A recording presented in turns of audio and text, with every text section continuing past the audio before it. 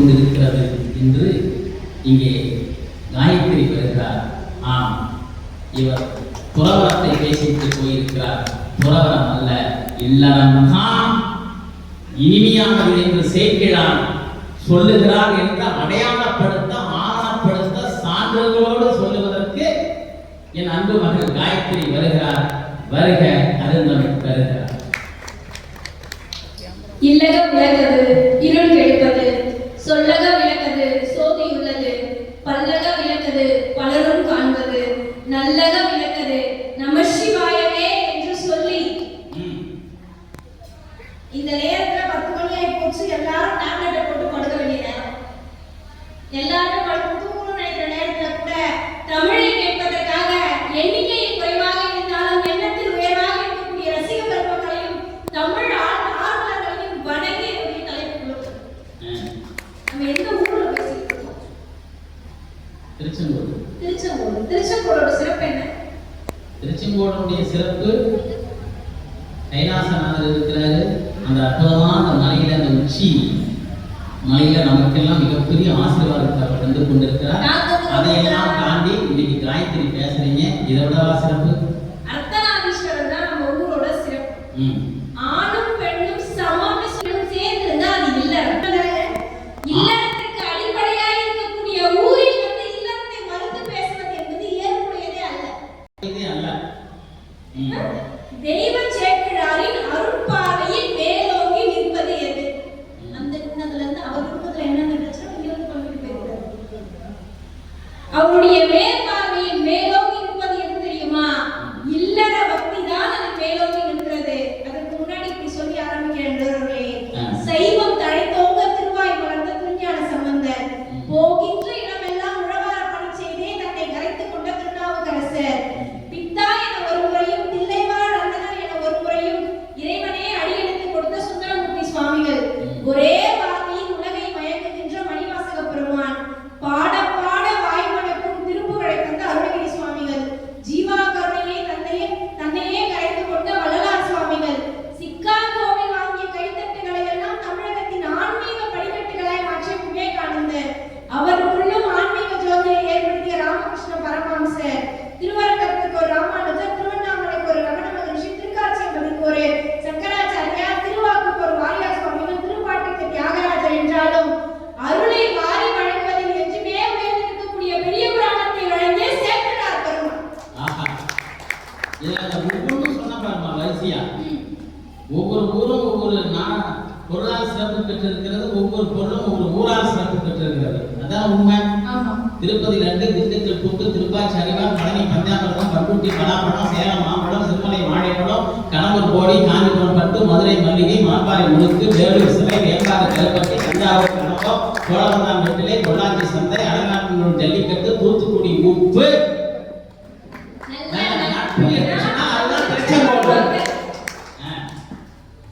அப்படி இருக்கும் பொழுது இந்த இடத்துல இல்லறம் தான் மேலோங்கி இருக்கிறது. நீங்க சொன்னீங்க பாத்தீங்களா, துறவரத்தில் வந்து பணி செய்தார்கள், துறவரத்தில் வந்து பணி செய்தார்கள்னு. ஒரு மரத்தை பார்க்கிறோம், அந்த மரத்துல இலை இருக்கு, கிளை இருக்கு, காய் இருக்கு, கனி இருக்கு. இது எல்லாமே உருவாவதற்கு வேர் தான் அடிப்படையா இருக்குன்னா, அதனால தாங்க இங்க சேக்கிழார் சொன்னாரு, மனையறத்தின் வேர்கள் பெண்கள். அப்ப இந்த துறவரத்தில் வந்து எல்லாவற்றையும் எல்லாருக்கும் செய்தார்கள். அடுத்து எப்படிலாம் பேசும்போது வேர்கள் மட்டுமல்ல, நாட்டுக்கு எல்லாத்தையும் கொடுக்குதியா, இது எல்லாவற்றையும் சொல்லுங்க.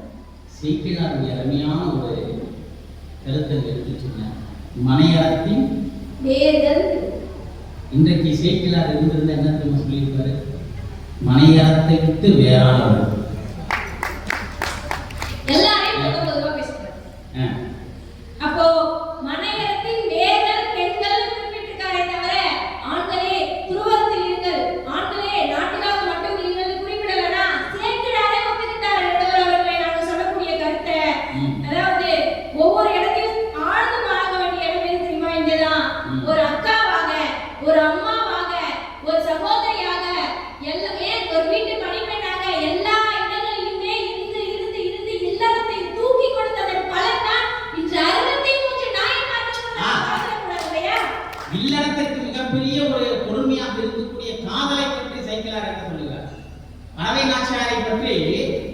சுந்தரர் இயக்கிறார். அதை பற்றி என்ன சொல்லுங்க? ஒரு 2 வரி சொல்லுங்க. தூது போக சொல்றாங்க. அதாவது தூது போறாரு. அப்ப தூது போயிட்டு வராரு. சிவபெருமான் என்ன பண்றாரு? சுந்தரருக்காக போறாரு. நண்பர் இல்லையா? நம்ம ஃப்ரெண்ட வச்சு தான் நம்ம காதல டெவலப் பண்ண முடியும். உடனே தூது போறாரு. அப்ப பாடுறாரா, இந்த பிரம்மாவும் விஷ்ணுவும் இந்த திருமுடியும் அடிமுடியும் காண்றதுக்காக திருவண்ணாமலையில போய் உட்கார்ந்துருக்காங்க. போறாங்க போய்கிட்டே இருக்காங்க. நிறைவடையிலே பேசாம இவங்க வீட்டு வாசப்படியில வந்து உட்கார்ந்தா, ஏன்னா அவங்க வீட்டுக்குள்ள போகும்போது முடிஞ்சுதான் போகணும். போகும்போது திருமுடியை பார்த்துடலாம். வாசப்படியிலே படுத்து கிடந்தாங்கன்னா அவருடைய திருவடியை பார்த்துடலாம் இல்லையான்னு சொன்னார்.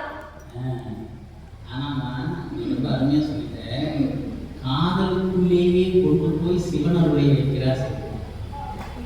இந்த 30 சொல்லுங்கள கண்டிப்பா அரவை நாச்சியார சுந்தரர் பாடுற சேர்க்கிறார் பெருமான் என்ன அழகா சொல்றாரு பாருங்க. பாடல் சொல்லுங்கள இல்லைன்னா பாடல் இல்லை அப்படின்னு நினைச்சுவாங்க. என்ன அற்புதமா சொல்றாரு பாருங்க. கற்பகத்தின் பூங்கொம்போ, எப்படி கற்பகத்தின் பூங்கொம்போ, பூங்கொடியோ சொல்றாரு. கொடியோ சொன்னா அது வளைந்து வளைந்து போகும். ஒரு பெண் வளைந்து வளைந்து மனநிலையை வைத்திருக்க கூடாது. பூங்கொம்பு, கொம்பு வளையா. கற்பகத்தின் பூங்கொம்போ காமன் தன் பெருவாள். காமனே அப்படியே கொண்டு வந்து முன்னாடி நிறுத்தவரை சேக்கிழாருக்கு சொல்றாரா? என்னங்க? கற்பகத்தின் பூங்கொம்போ காமன் தன் பெருவாழ்வோ பொறுப்புடைய புண்ணியத்தின் புண்ணியமோ. என்ன வரி? பொறுப்புடைய புண்ணியத்தின் புண்ணியமோ என்று சொல்றாரு. பறவை நாச்சியார பொறுப்புடைய புண்ணியத்தின் புண்ணியமோ சொல்லிட்டு கடைசியாக சேர்க்கிறார் சொல்றதுதாங்க ஹைலைட். என்ன சொல்றாரு பாருங்க. அற்புதமோ அடுத்து அடி வைக்கிறாரு. சிவன் அருளோ. இதுதான் காதலை கொண்டு போய் சிவன் அருளோ சேர்க்கிறார் என்று சொன்னார். இல்லறத்தை என்ன அழகாக சிந்திக்கிறார் சேர்க்கிறார் என்று சொல்ல வருகிறீர்கள். திருநாவுக்கரசர் தான் சைவத்தை இன்று தாங்கக்கூடிய மிகப்பெரிய ஒரு தூண் என்பதை நாம் மறந்துவிடக் கூடாது. அவர் எப்படி வந்தாருன்னு யோசிக்கணும். இல்லறம் தானே அவரை கொண்டு வந்து சேர்த்தது. இல்லறம் என்பது குடும்பம், வீட்டில் உள்ள அனைவரையும் பிடிக்கக்கூடியதுதான் இல்லறம். அவர் வேற சமயத்துல இருக்காரு. அவர் மாறி வந்ததுக்காக அவருடைய நமக்கை தினமும் போய் திருவதிகையில் இருக்கக்கூடிய வீரநேஸ்வரர் கோயில் உழவாரங்களை செய்து செய்து உருகி உருகி உருகி வேண்டாங்க. என் தம்பி அந்த கூட வந்துடணும், சைவத்துக்கு வந்துடணும், சைவத்துக்கு வந்து உருகி உருகி உருகி இளங்கவதி அம்மையார் இல்லறத்தில் இருந்து வேண்டியதன் பலன் தானே நமக்கு கிடைத்த திருநாவுக்கரசர். திருநாவுக்கரசரே கை தட்டாரு. ஆனா உண்மையா அவங்க மனைவி வந்திருக்காங்க. உண்மையா ரொம்ப பெரிய விஷயம். ஏன்னா என் அண்ணன் பேசுறது என்னால 1 மணி நேரம் கேட்க முடியல.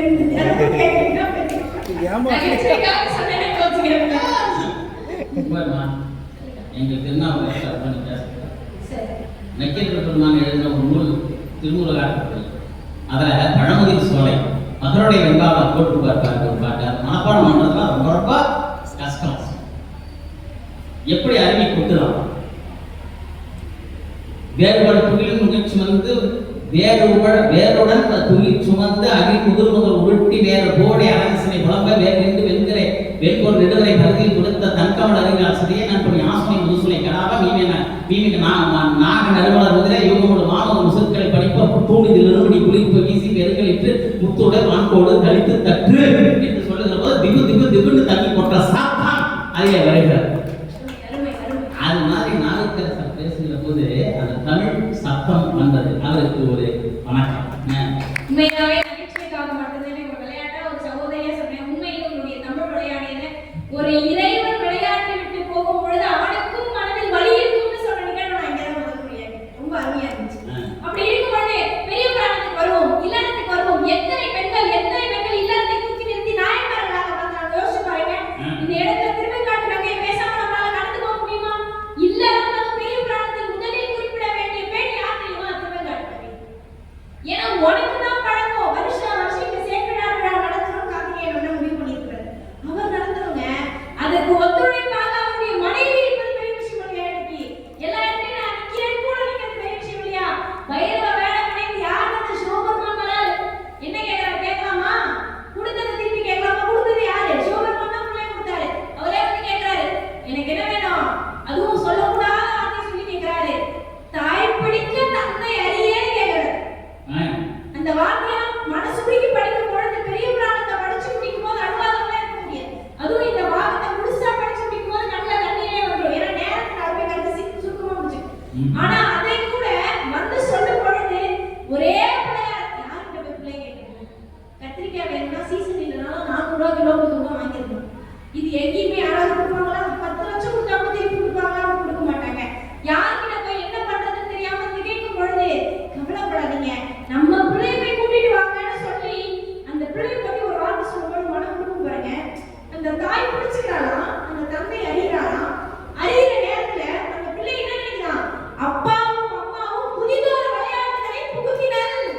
ஏதோ ஒரு புதுசு விளையாட்டு விளையாடுறாங்க, நம்ம வச்சு நம்ம பிள்ளை நினைக்கிறாங்க. அந்த பிள்ளையை குடிப்பாட்டி சீராட்டி என் பிள்ளை நாளைக்கு முதல் நாள் ஸ்கூல் போகும்போது நான் போகும்போது அதை கட்டி அடிச்சு ஒரு முத்தம் கொடுப்பேன். பத்திரமா போயிட்டு வா என்ன அப்படின்னு நான் கொடுத்து அனுப்புவேன். தினமும் என்னால் முதல் நாள் ஸ்கூல் போகும்போது கொடுத்து அனுப்புவேன். ஆனா அந்த பிள்ளையை உணவு சமைக்க போறோம், அந்த பிள்ளையை தயார்படுத்தும் பொழுது அந்த தாய்க்கு கட்டி அடிச்சு முத்தம் கொடுக்குற ஒரு உணர்வு உள்ளுக்குள்ள இருக்கு. ஆனா அந்த முத்தம் கொடுத்தால் எங்கே அது எச்சிலாகி விடுமோ என்ற ஒரு எண்ணத்தை இல்லறத்தில் நின்று அந்த 63 நாயன்மார்களில் அவர் சிறுதொண்ட நாயனாரை பெருந்தொண்டாக மாற்றி இருக்கிறாங்க இல்லையா? அறுத்து சமைச்சு வச்சுட்டாங்க, தலையில முடியெல்லாம் இருக்கும், அதனால அதை சமைக்க வேணாம்னு ஒரு பைரவர் என்ன பண்றாரு? வராது, வந்த உடனே இலையை போட்டு எல்லா பகுதியிலையும் பரிமாறியாச்சு. பரிமாறின உடனே தலைக்காலம் கேட்ட உடனே என்ன செய்வது என்று தெரியாமல் திகைத்த போது ஒரு பணியாளரோட சிறப்பு என்ன தெரியுமா? சந்தனத்தாரி அவங்களோட இடம் தெரியுமா? என்ன வேணுங்கிறத அறிந்து செய்வது. அதை நான் சமைச்சு வச்சிருக்கேங்க, நான் சமைச்சு வச்சிருக்கேன். கொண்டு வந்து அந்த இடத்துல வச்ச உடனே நீங்க வாங்க சாப்பிடலாம்னு கூப்பிடுறாங்க. நல்லா சிந்திச்சு பாருங்க, நம்மளுடைய செடியில் பூத்த பூவை கிண்ணத்துக்கு முன்னாடி பூத்து போயிட்டா மனசு தாக்கணும். தான் பிள்ளைங்க தான் பெத்து கொஞ்சம் வளர்த்த பிள்ளைங்க இலை போட்டு பரிமாறிட்டுமா நீ நான் சேர்ந்து சாப்பிடுவோம்னு சொன்னா ஒரு தந்தையுடைய மனம் இப்படி வலிக்கும். சரி, சிவபெருமான் அடியவருக்காக வரணும் பக்கத்துல உட்கார்றாரு. உட்கார்ந்த போது பிள்ளைங்க அப்படின்றாரு. பெரிய புராணத்தின் சிறப்பே இதுதான், சேக்கடாருடைய சிறப்பே இதுதான். ஒரே ஒரு அவசரம் கூட பெரிய புராணத்தில் இருக்காது. அந்த இடத்துல அவன் இல்லைன்னு சொல்லல, அவன் இறந்துட்டான்னு சொல்லல. என்ன தெரியுமா சொல்லியிருப்பாரு? இனி அவன் உதவான். எப்போ உதவ மாட்டான், இல்லைன்னா உதவ மாட்டான். இனி அவன் உதவான்னு சொல்லுவாரு. சொன்ன உடனே இல்லையே போய் அவனை கூப்பிடுன்னு சொன்னதும் வெளியில் நின்று சீராளான தாயும் தந்தையும் கூப்பிட்ட உடனே அந்த குழந்தை பள்ளியில் இருந்து ஓடி வருவது போலவே அந்த குழந்தை ஓடி வருதுன்னா மற்ற எல்லோருக்கும் சிவபெருமான் ஒரு விதமாக காட்சி கொடுத்தார். இவர்களுக்கு மட்டும்தான் முருகப்பெருமானோடு சேர்ந்து குடும்பத்தோடு காட்சி கொடுத்தார்னா இதுலதாங்க பெரிய புராணத்துல இல்லத மேலோங்கி கொஞ்சம் அழகா சொல்றாங்க. இவங்க ஒரு பிள்ளையை பெற்றெடுத்தா நம்ம என்ன நினைப்போம்? நம்ம பிள்ளை டாக்டர் ஆகணும், நம்ம பிள்ளை கலெக்டர் ஆகணும் அப்படின்னு நினைச்சா அது சாதாரண இல்லறம், சாதாரண வீடு. ஆனா இது ஒரு நாளைக்கு தள்ளி நமக்கு ஒரு பிள்ளை பிறந்தா பல சிவாலயங்களை உலகத்தை கட்டுன்னு சொன்ன ஒரே வார்த்தைக்காக கொஞ்சம் கூட கலங்காம புராணத்தில் இருக்கக்கூடிய இந்த கமலவதி என்ன பண்றாங்க தெரியுமா? நிறைவான கல்வி. அவங்க கூட சாதாரண வீட்டு கொண்டெல்லாம் கிடையாது, ராஜா ராணி மகாராணி. அவங்க சொல்றாங்க இன்னும் ஒரு நாளைக்கு 24 நிமிஷம் தள்ளி பிறந்துச்சுன்னா குழந்தை உங்க பிள்ளை என்னமா பல சிவாலயங்களை கட்டுமா எப்படி இப்படின்னு சொன்ன உடனே அப்ப குழந்தை வெளியே வரக்கூடிய தருணம். இப்பதான் சுகப்பிரசவமே நடக்கிறது. ஒரு காலகட்டத்துல குழந்தை எல்லாம் வலிச்சு பிறகு பிறந்தது, இப்பெல்லாம் கிழிச்சாதான் பிறக்குது. உண்மைதானே? ஆனா அன்னைக்கு குழந்தை சுகப்பிரசவமா வெளியே வரக்கூடிய தருணத்துல கூப்பிட்டு சொல்றாங்க என்ன தலைகீழா கட்டி தொங்க விட்டு. ரசவாலையில ஒரு பெண் கட்டுறதை யாராலையுமே கேட்க முடியாது.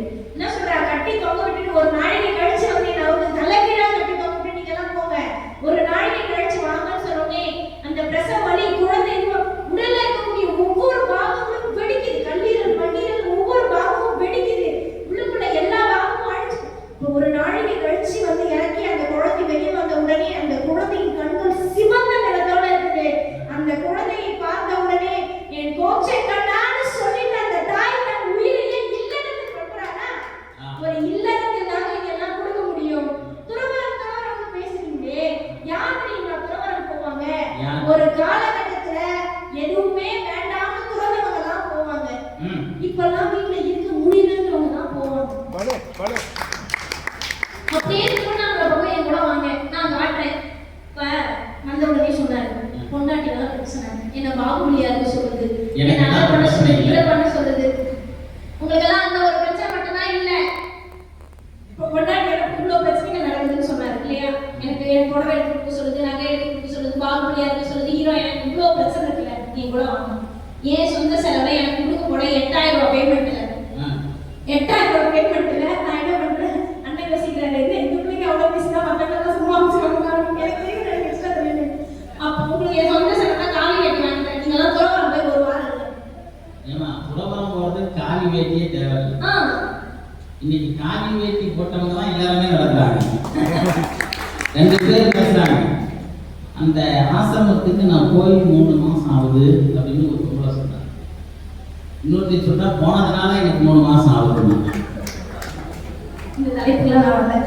அடுத்ததாக பார்த்தோம்னா நான் ஏன் சொல்ல வருகிறேன் சொன்னால் வல்லலாரை உள்வாங்கி இருந்தால், சேக்கிழாரை உள்வாங்கி இருந்தால் ஆசிரமங்கள் எல்லாம் சிரமம் இல்லாமல் இருந்தது. அப்ப உண்மையை சொல்ல போனால் ஒரு இல்லறத்தில் தான் ஒரு தாய் என்ன பண்ணுவா? தன் பிள்ளைக்கு புகழ் கிடைக்கும்னா தன் உயிரை கூட கொடுப்பா. அதுக்கு அன்னைக்குதான் உதாரணம் சொல்லணும் இல்ல, இப்ப நடந்த கப்பல் விபத்து கூட தன் பிள்ளையை இறுக பிடித்த வழியில் கடந்த தாய் அது மறுக்க முடியாது இல்லையா? இது மட்டுமா?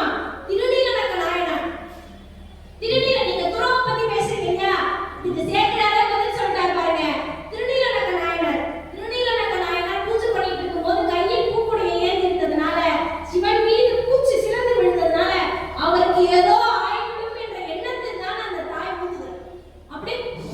அப்படியே ஊதுன உடனே அந்த இடத்துல நீ என் சிவன் மீது எச்சல் பண்ணிட்ட, நீ இப்படி பண்ணிட்ட, அப்படி பண்ணிட்ட, இந்த புருஷனுக்கெல்லாம் கோபம் வந்தா இருக்கு பாருங்க. அவங்க இஷ்டத்துக்கு நாங்க அமைதியா இருக்கிறோம், நாங்க எப்பவுமே பேசிட்டாலும் நான்லாம் வாயே தர மாட்டேன். புருஷனுக்கு கோபம் நம்ம சொல்றது சரி. இங்க வீட்டுல மொத்தமே மாசத்துல 3 நாள் தான் இருக்கேன். இதற்கு எல்லாம் படிக்கிறதுல தான் இருக்கேன். அந்த 3 நாள் 4 நாள் டைம் தூக்கிடுவாங்க, எனக்கு சண்டைலாம் வராது.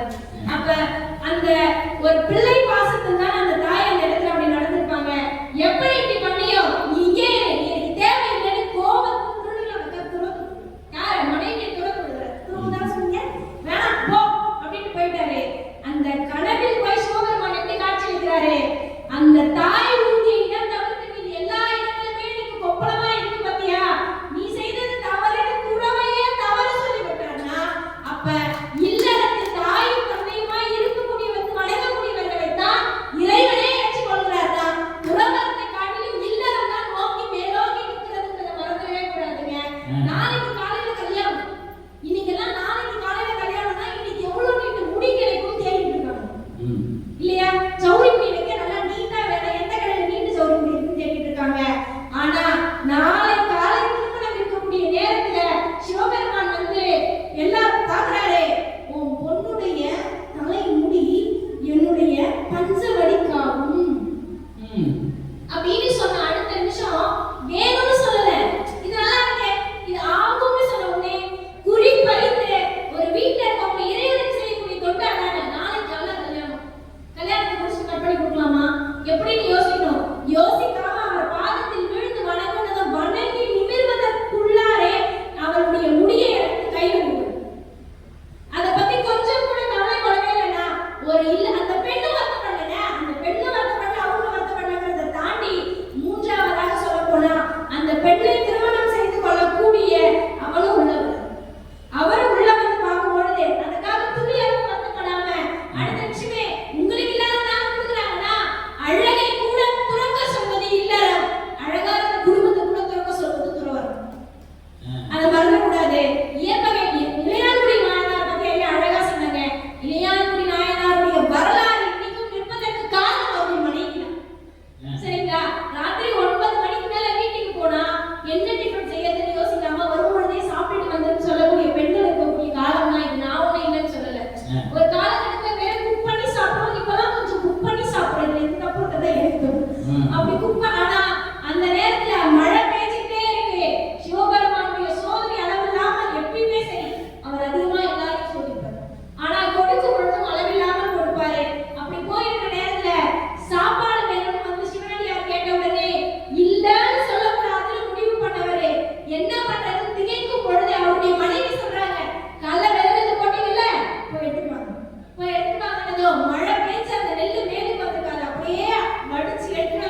பொழுது அங்கிருந்த கீரைகளை கொண்டு வரும்போது அடுப்பெரிப்பதற்காக வீட்டில் இருக்கக்கூடிய ஓலை எடுத்து அடுப்பை எரிச்சு அந்த பதமாய் வறுத்து பதமாய் சாப்பாடு போட்டாங்கன்னு சொல்லுவார்.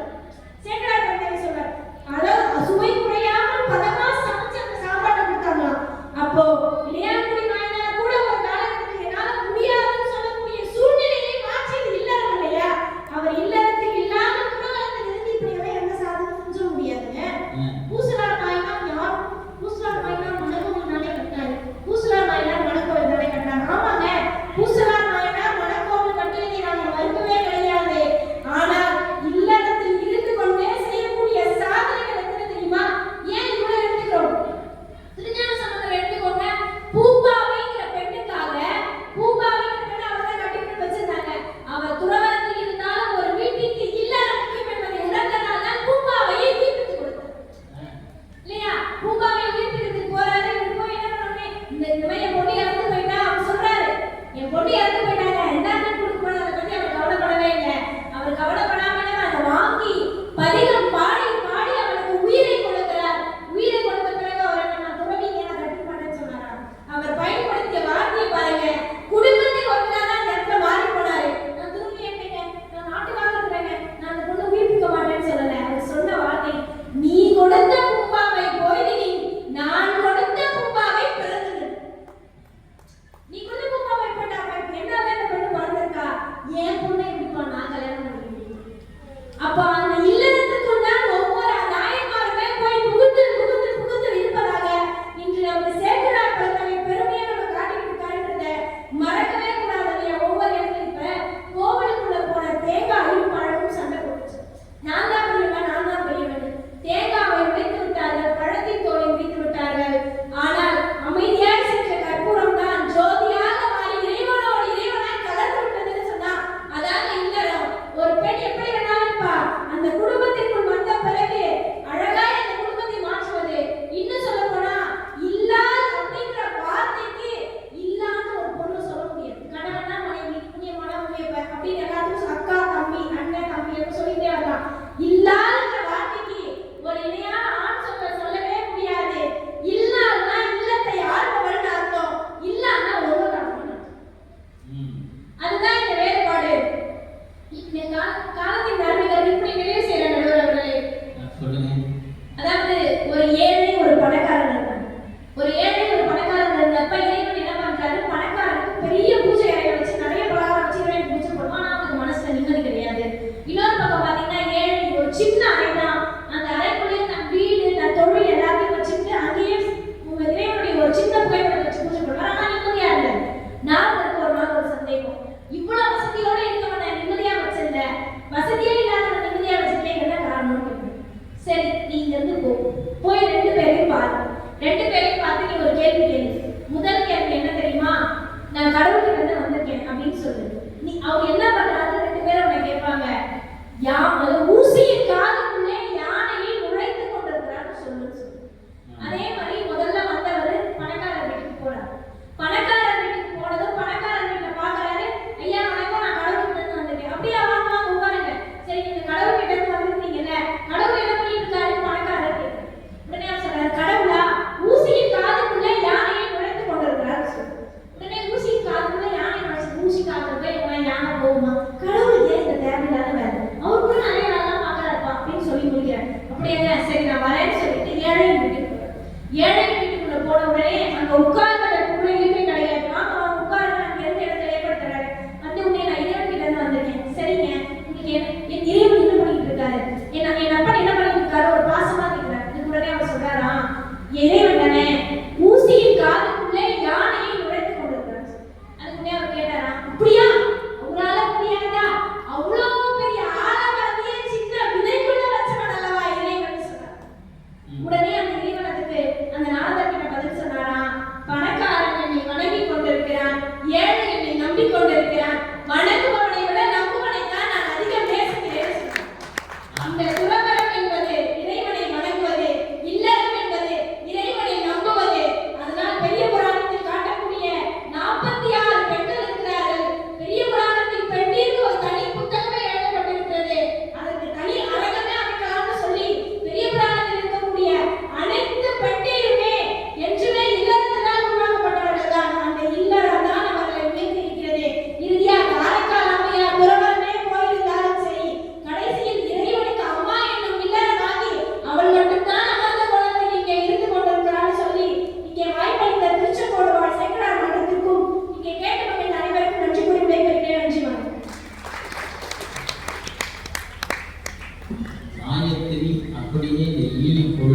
அள்ளிக் கொண்டார். சேக்கிழார் அவருடைய நாக்கு என்கின்ற அரியாசனத்தை சிம்மாசனம் விட்டு அமர்ந்திருக்கிறார். எல்லாம் சொன்னாங்க, இல்லறம் 46 பெண்கள். ஆயத்தில் எவ்வளவு தெளிவாக இருக்கிறார்கள். இல்லறம் என்றால் பெண்கள் தான், அங்கே ஆண்கள் தேவை. அப்படி என்றால் இல்லறமும் குறவரம் தான்.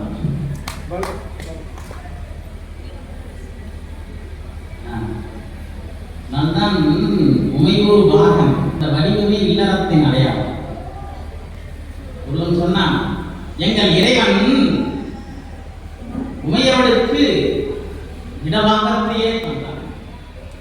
ஏன் இப்படி சொல்லலாமே?